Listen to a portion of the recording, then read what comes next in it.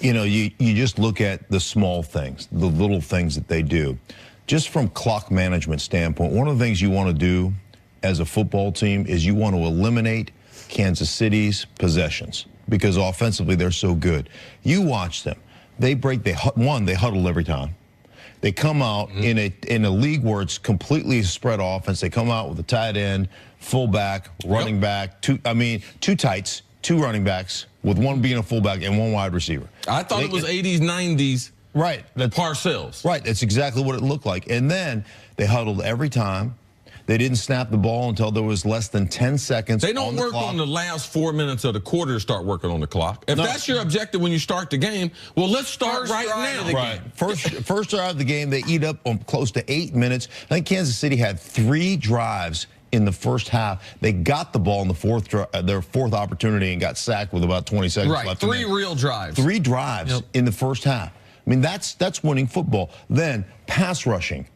Like, you think of little things about how they operated their pass rush, where they ran like nose guard out. Yes, stunts the whole time. Nose guard out, tackle out, loop the end into the middle, force Mahomes out to the edge where they have a guy waiting for him because of the stunt they just ran. So little things like that they do on a consistent basis. They do it better than anybody else. They have the game plan. They go, this is how we're going to execute it. Here's why. They do a great job. I think both of these teams, both the Rams and the Patriots, and I've called 3 Rams games.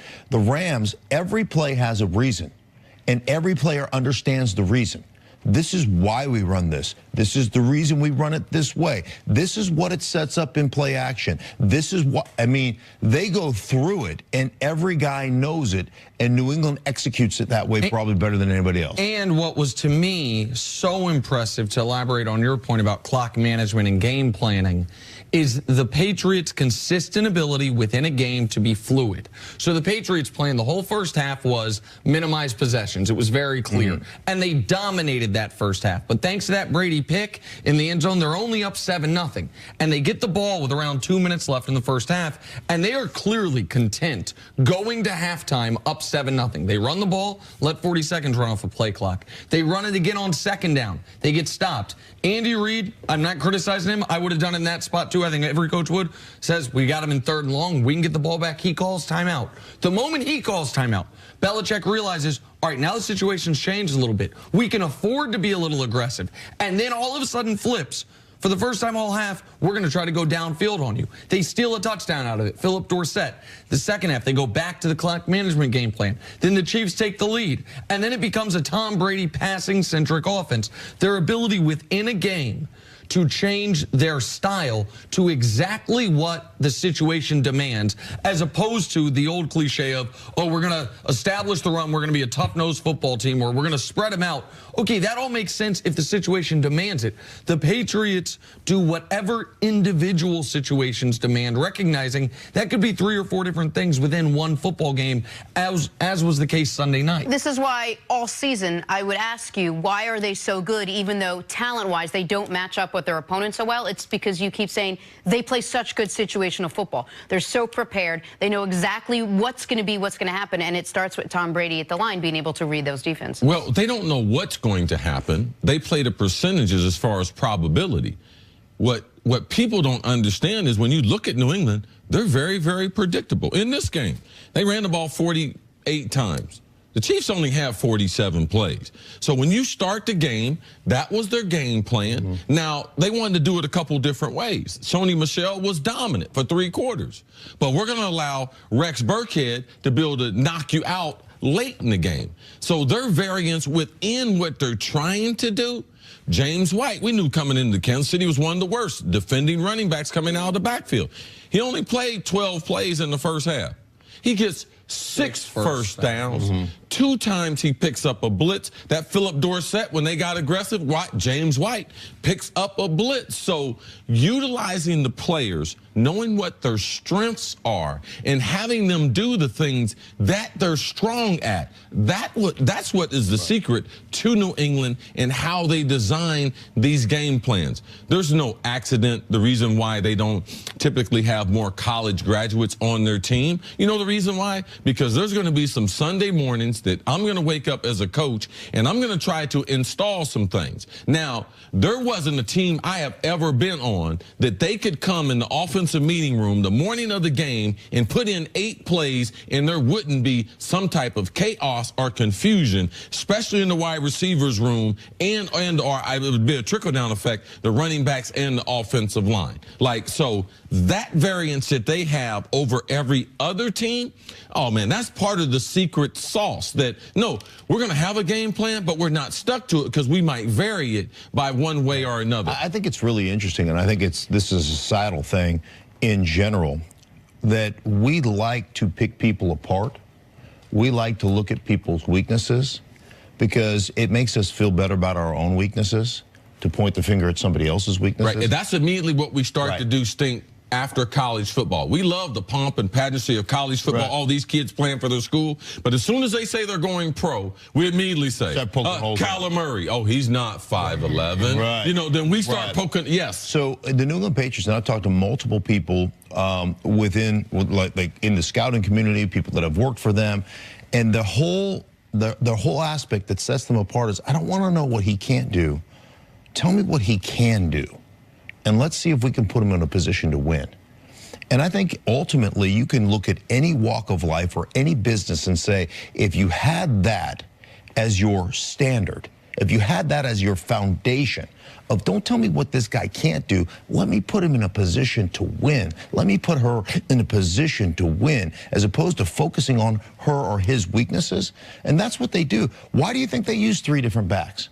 Well, this guy's really good. Right, this guy's really they get a complete back by using 3 of them. Right. This guy's really good at this, and this guy is really good at this, and we're going to put him in these situations to be successful. We're not going to ask, we're not asking Rex Burkhead to do something that's James White's strength. Let's put James White in there. And it's why I constantly underrate this team. Because I look at I look at the teams, I'm like, man, they don't got no one like Todd Gurley that can do everything, right? But James White is the pass catcher, at least maybe not down the field, but horizontally, right? But James White has an element of his game that he can do as well as Gurley can. They don't have the #1, and I'm sure they'd like to have one, but the #1 wide receiver. But they have a guy in Edelman that they know exactly what he can do, and they will only ask him to do that. Philip Dorsett might only be able to run one route effectively. He scored a touchdown on it on the AFC Championship game, running that 9 route. So like their ability to simply say, well, okay, you might Cordarrelle Patterson, you might have been disappointing as a first-round draft pick in Minnesota, but there were elements that made you a first-round draft pick that instead of trying to grow your game to the things you're weak at, we are just going to try to put a spotlight on those things, those skills you already have. We're going to maximize the skills you have. And I found it laughable when people said, well, Gronkowski, he's dropped. I mean, he only had 1 catch. And I'm like, did you watch him on line of scrimmage? Did you watch him dispense justice on defensive ends and linebackers? Did you watch him run across the formation, wham, block a nose, and then run the wham pass where he whams the nose and Edelman runs the over and he's open by 20, gets a 31-yard gain. He's open by 7 yards. I go, did you watch? He had an incredible effect on the game in the divisional round and caught 1 ball. It may have been the biggest difference maker on the offensive side of the ball in that game. But we just want to look at, yeah, but he only had 1 catch. Yeah, but you know what? He did everything else that gave them that victory in that particular game against the Chargers. The other element to this team's success is the relationship between their quarterback and their coach, which is an unprecedented relationship. We haven't seen it anywhere else really in sports. It's longevity and then how close they are. How successful is Brady Belichick, that tandem, to the success of this Patriots team? Well, I think it's huge, and I think we always tend to, I mean, I've fought with my offensive line coach about things all the time during the course of my career. Like, that's stupid, I'm not going to do it. And and then he would yell at me and I'd yell at him and we'd figure it out eventually. But there's certain things, as a receiver, some coach tells you to do something, you're like, hey, man, on a grease board, that's awesome. Yeah. Right? In a game, that don't work. And as long as you can give them the reason it doesn't work, I think most guys are great with that. I called my offensive line coach just the other day, just tell him I loved him. Best coach I ever played for. Man, I just want to tell you I love you. Yeah, it just dawned on me. Such a good guy. No, but it just dawned on me. I was like, man, I haven't talked to him in a long time. I haven't talked to him in a while. I'm just going to call him, tell him I love him. And I think it was awkward when he called me back, though, because he was like, oh, hey, thanks for the message. You left it on voicemail? Yeah, I left it on voicemail. Like, thanks for the message. I like you, too. But I think that now, as an older person, you appreciate it. Yeah. And I think that Tom Brady, because Tom Brady wasn't a star in college. He was not the high draft pick. He was not the choice for the franchise.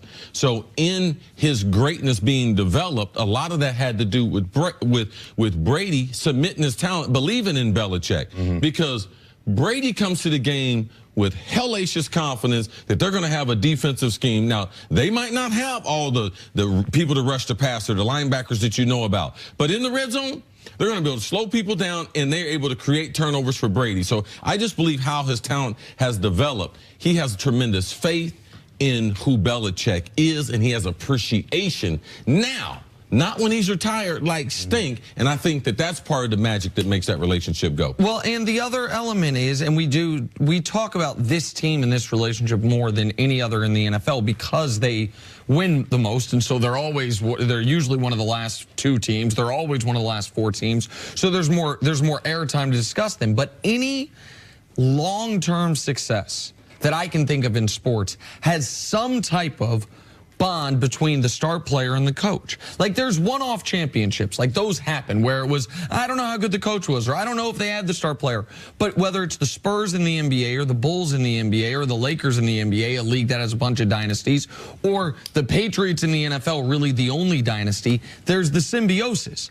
Like, Jordan needed to run the triangle and needed to submit something to Phil Jackson, right? Just like Kobe and Shaq did.